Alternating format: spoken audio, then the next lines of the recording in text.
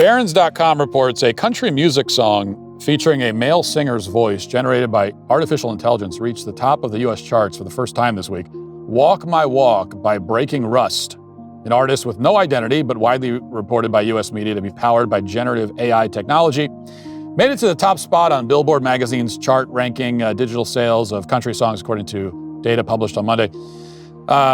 AI-generated songs are creeping onto the music charts in various scenes, and country music is no exception.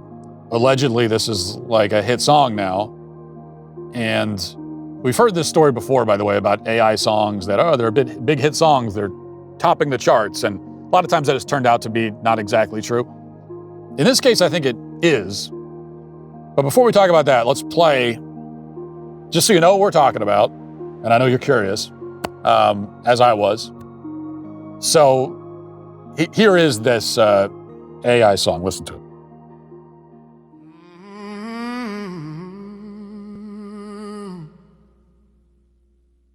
Been beat down, but I don't stay low. Got mud on my jeans, still ready to go. Every scar's a story that I survived. I've been through hell, but I'm still alive. They said, slow down, boy, don't go too fast. But I ain't never been one to live in the past. I keep moving forward, never looking back, with a worn-out hat and a six-string strap. You can kick rocks if you don't like how I talk. I'm gonna keep on talking and walk my walk. Ain't changing my tone, ain't changing my song. I was born this way, been like... So that's the song. It sounds real in that it does sound like a human singing. That's the scary part. If I heard that, I mean, it sounds like a person. AI music, even, I mean, we did a segment where we played AI songs, I don't know, less than a year ago, and they sounded like AI, and this does not. I mean, it sounds like a person. It's also totally soulless and empty. I mean, it sounds like a song from like a Jeep Wrangler commercial or something. It's like a song from a network TV. It's like the soundtrack of a network TV cop show that plays at 9 p.m. on a Tuesday on CBS, like that kind of thing. Just totally devoid of any artistry or soul or meaning or human talent. And yet, allegedly, this song is some kind of hit. And as I said, I've heard these claims before. Oh, it's a hit song made by AI, topping the charts. And often it turns out to not exactly be true. But in this case, I looked up this quote-unquote artist on Spotify. It has over 2 million monthly views on Spotify, apparently. So 2 million, or listeners rather, 2 million monthly listeners on Spotify, which is deeply depressing. I mean, it is an outrage, honestly. I hate everyone who listened to this song unironically.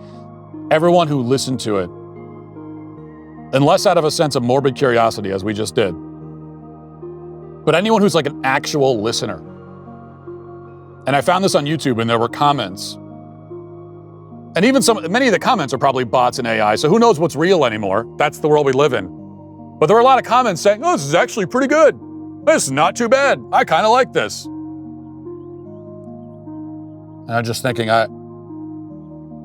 like an actual fan of this soul-sucking AI dystopian slop, well, I don't hate. I don't hate you. Hate is too strong a word. I'm Christian. I don't hate anybody. Hate is not the word. I find you, if you would listen to that and say, this is pretty good, but not too bad at all. Hey, why not? AI music, just as good as any other. Who cares if it was made by an algorithm? Who cares if some soulless algorithm is just pumping this into my empty skull? It's not too bad. I mean, I don't hate you. I don't, but I resent you. And I have no respect for you. But I don't hate you. I hate AI. That I do hate. If I could commit an AI genocide, I totally would. In the future, if there are AI robots walking around, everybody thinks they have souls, even though they don't and they never can, I will be like the bad guy in the movie, hatching an evil plot to just kill them all. I will be an anti-AI Genghis Khan, just killing entire countries worth of these robots. An anti-AI Pol Pot. Yes, an anti-AI Hitler. I'll finally be, all the people calling me Hitler will finally be proven right as I carry out my genocide of the robots. That's how much I hate it. Of course, I'm saying all of this, so what that actually means is that I'll be the first person that the robots come and kill or enslave, so I'll never get a chance. This is all just a fantasy that will never actually happen. What will really happen is that while I'm eating my breakfast, they'll just, an AI drone will snipe me through the window. And that's what's actually gonna happen. So anyway, the point is,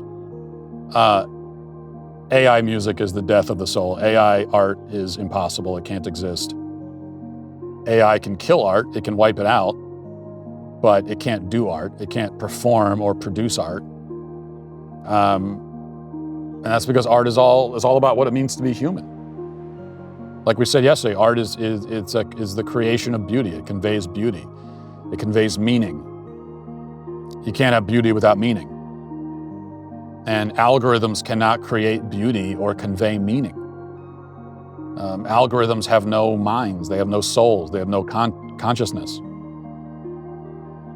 So when I think about this possible future, which is coming, it's coming faster than even I thought. With AI art in particular. I mean, if we're already at the point where one of these AI quote-unquote artists has 2 million monthly listeners on Spotify, then I think we are, I mean, maybe I would have thought 5 years away. I think we're a year away at most from having a situation where the charts really are dominated by just this. You guys have heard me talk about the bearskin hoodie. Well, the smart people are locking in their winter gear now because this is hands down the best time to prep for the coming winter. Don't wait any longer than you already have. Bearskin is running a 60% off deal right now, but only if you get your hoodie early. This hoodie, which I am wearing right now, in fact, is built like a tank. Micro fleece, 10 pockets with a clean, rugged fit that looks awesome. I think it looks great. And which is hard to do, it's hard to make something look good on me, but somehow they pull it off.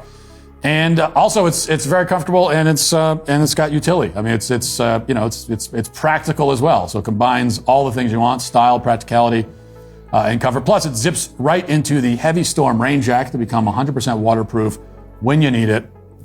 Now, as you can see, I'm, as I said, wearing my bearskin hoodie right now. And if you want to get your own bearskin hoodie, I mean, if you're inspired by how dashingly handsome I look in this, then do yourself a favor. Text the word MATT to 36912 to lock in your 60% off. Again, text MATT to 36912. You get a link sent straight to your phone so you can check it out later if you're busy right now, but you want to get on this right away. You get free U.S. shipping, fast delivery, and you've locked in your winter gear already. And that is a win-win. So don't wait till you're freezing to realize that your hoodie sucks. You need to get a new one. Get a bearskin right now. While it's 60% off, text MATT to 36912. Do it now. Can we really get to a point where the mass of people in this country, in our culture, are willing to consume this? Where they know that it's AI, they know that it was produced by an algorithm, it was produced by something that has no mind and no soul and is not trying to convey anything to you. Will we really get to a point where the mass of people will just consume that anyway? It's eating at their souls, killing them inside, and they will eat it anyway. Will we really get to that point? And I think the only way we'll get there, because I don't know. I don't think the mass of people could really consume AI, listen to AI music, watch a totally AI-generated film from start to, a 95-minute movie that was completely generated by AI.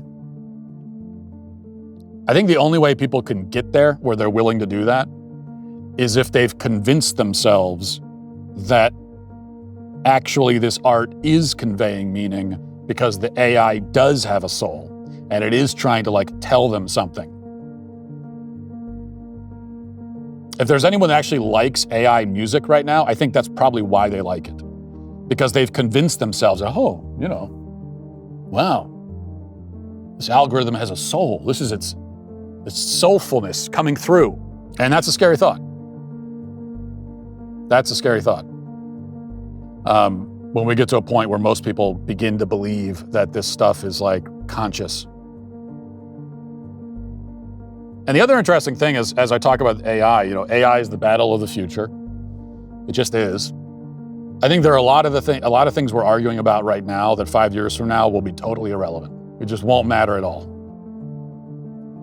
And this is the battle of the future. But I think one of the reasons why it's not being taken nearly as seriously as it should be is that the political battle lines have not been drawn around it yet, from what I can see. So this is one thing, one of the only things right now in the culture, and it's a huge thing, but it's one of the only things where you don't know whose team you're on. If you're anti-AI, is that the conservative position, or is it the liberal position? Well, the answer is it's kind of neither. It should be the conservative position. This should be something that conservatives are rallying around. That AI is a problem, it needs to be contained, it needs to be regulated, we need laws around it, we need to protect people. That should be the conservative position, but it doesn't seem to be. Because conservatives also have this other part of them pulling them towards just accepting the AI takeover, because that's the part of them that says, free market, capitalism is a religion and we must always abide by it no matter what, and putting anything in place to control these trillion-dollar companies that are creating this stuff is bad, we can't do it. And so that's kind of the war going on inside the minds of most conservatives, and I think that a lot of them don't really know where to fall on this. Well, we got to figure it out and figure it out soon. Thanks for checking out this video. If you'd like to listen to my full podcast on the go, you can check out The Matt Walsh Show on Apple Podcasts, Spotify, or wherever you get your podcasts.